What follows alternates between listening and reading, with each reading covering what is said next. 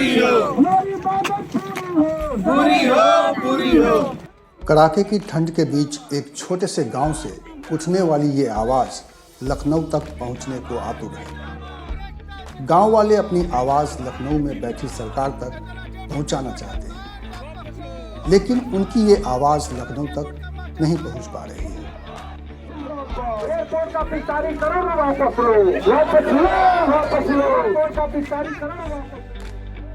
वैसे भी सत्ता तक केवल वही आवाज़ें पहुंच पाती हैं जिसे वह खुद सुनना चाहे। बाकी आवाज़ों को निरर्थक समझकर उन्हें अनसुना कर दिया जाता है। यही चलता रहा है। सरकारी योजनाओं के बीच में आने वाली आवाज़ें ऐसी ही निरर्थक आवाज़ें होती हैं जिन्हें सत्ता सुनने से इनकार करती रही है। यदि आप इस आवाज़ को सुनना चाहते हैं और यूपी के एक छोटे से गांव वालों की दर्द को समझना चाहते हैं तो ज़रा ध्यान से सुन लीजिए। ये आवाज़ है खिरियाबाग के नागरिकों की।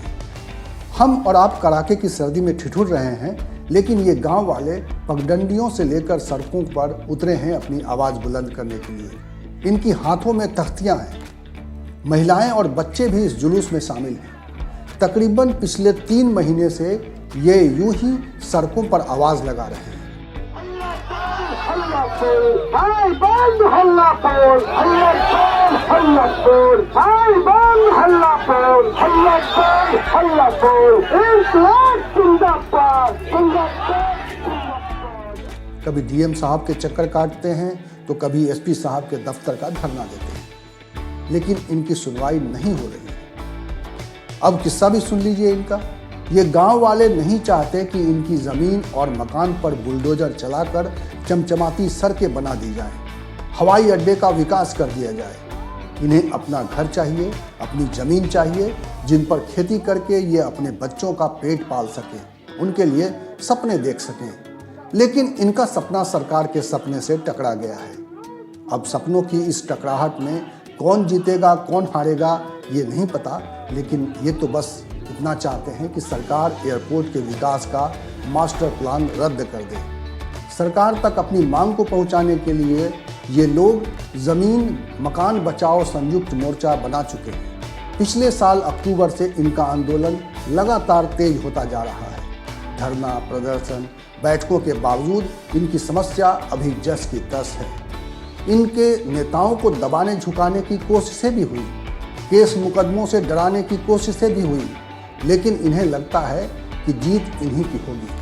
मैग्सेसे पुरस्कार विजेता संदीप पांडे ने सरकार से इनकी लड़ाई को समर्थन दिया है। मेघा पाटेकर भी आकर इनका हौसला बुलंद कर गई हैं।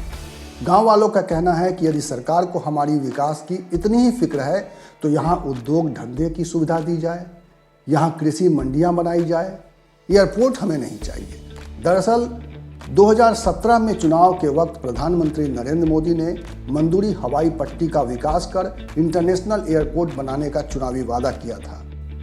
इसी वादे को पूरा करने के लिए सरकार ने सितंबर 2022 में दूसरी बार यूपी में सरकार आने पर इस एयरपोर्ट के विकास करने के लिए 670 एकड़ जमीन के अधिग्रहण का फैसला किया। पहले फेज में 310 एकड़ और दूसरे फेज में 360 एकड़ जमीन के अधिग्रहण का प्लान बना और सरकारी अमला इसको लेकर सक्रिय है।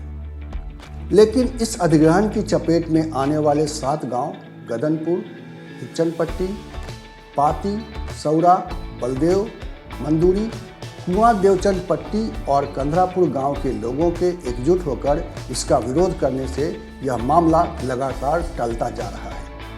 20 जनवरी को गांव वालों का ये आंदोलन 100 दिन पूरे कर लेगा। और इतना सब कुछ होने के बाद भी समस्या यही नहीं है। समस्या ये है कि इनकी आवाज़ किसी बड़े अखबार में नहीं उठाई जा रही है, या कहिए कि उस स्तर पर नहीं उठाई जा रही है जिस स्तर पर ये समस्या है। जितनी बड़ी ये समस्या है, जितनी ज़्यादा लोगों की ये समस्या है,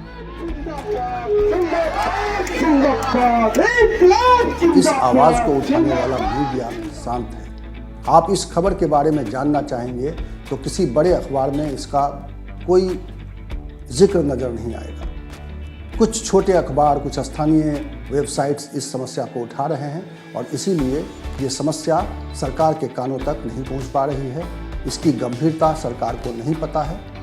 ये जितनी बड़ी खबर है, जितने बड़े आबादी को प्रभावित करती है, उसके लिहाज से ये समस्या बड़ी है और इसमें कहीं ना कहीं संतुलन तलाशना पड़ेगा। सरकार को गांव वालों की ज़मीन चाहिए तो उसे एक जो तरीका है, जो नियम है, उसके अनुसार उनको मुआवजा देना पड़ेगा, तभी उनका अधिग्रहण हो पाएगा, तभी उनको ज़मीन मिल पाएगी और तभी विकास की जो तस्वीर सरकार खींचना चाहती है वो ज़मीन पर उतर पाएगी। आपको हमारा ये वीडियो कैसा लगा बताइएगा कमेंट बॉक्स में आकर। इसी तरह की खबरों के साथ, इसी तरह के विमर्श के साथ, इसी तरह के सवाल के साथ मैं मिलूंगा आपको अगले वीडियो में। तब तक के लिए नमस्कार।